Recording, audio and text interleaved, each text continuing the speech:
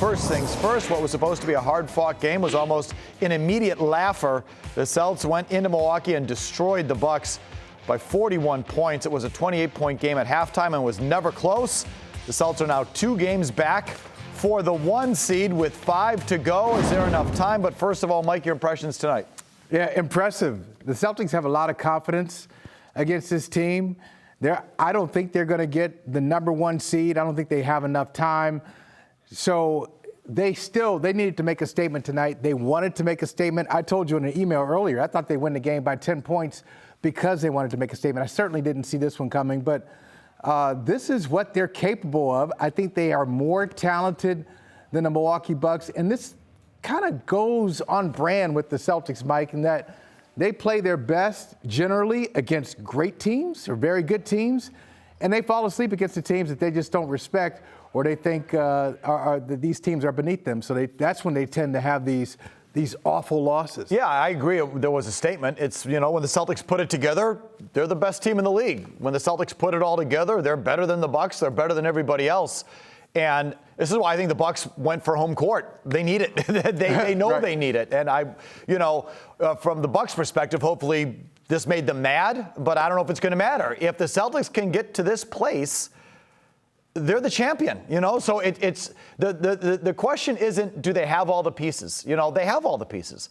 The question is, can they get to that level when it matters most? And I think that's still to be determined, but they have it all. They're the best team in the league when they put it all together. Mike, the question is, how much of an aberration was this tonight? It was an aberration. I mean, the Celtics aren't 40-plus points better than the Milwaukee Bucks, but are they so much better than Milwaukee that this Game 7, this theoretical Game 7 that we keep talking about in Milwaukee won't be necessary because this series could be over in 6 or series over in 5?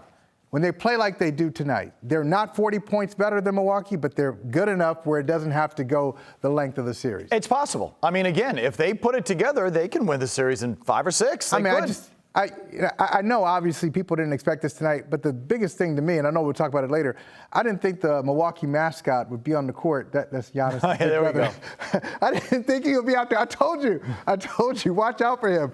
He's the rare big brother who is cool because of what the little brother did. It's usually the other way around. Little brothers like me hang out. They give permission to hang out because the big brother kind of sponsors them. So I don't know if this is good for business or not.